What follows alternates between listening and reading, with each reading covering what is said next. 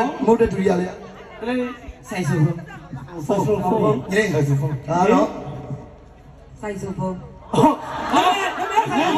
နာမည်ဆိုဆိုင်ဆိုဖုန်း ပြောပါအဖေရဲ့ မင်းမတန်ဆို မြို့တန်ဆိုဆိုင်ဆိုဖုန်း ဆိုင်ဆိုဖုန်းဒီနေ့တခြားဒီလိုချက်ကြီးကိုလည်းတူတယ်နော်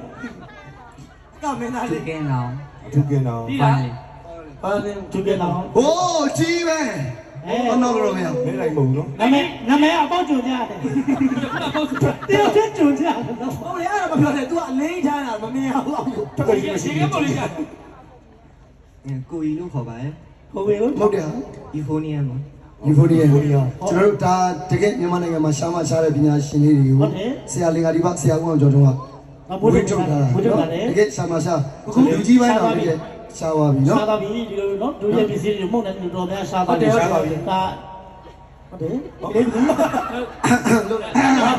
ချစ်တော်လေးတားနေငယ်ဇာလင်းတို့ခေါ်တာကျွန်တော်အဲ့တော့ တားမယ်ဇေယျတားမယ်ဇေယျလို့ လောက်တာရော tenor saxophone ဖြစ်ပါတယ် tenor saxophone โอ้ကျင်းနေဖက်ဖက်ကွာဒီကလေးထမ်းပြပေါ်မှာဆက်လို့ဖုံးမော်တယ်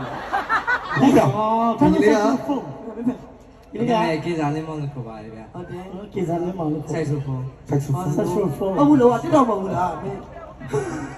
saxophone ကို မှာဆိုလိုလေးရှိတယ်ဆိုလိုလေးအေးမဟုတ်လို့ရမလားဒီဆိုလိုလေးမဟုတ်မယ်ဟိုးဘူးလေးပဲဟုတ်ကဲ့ပါ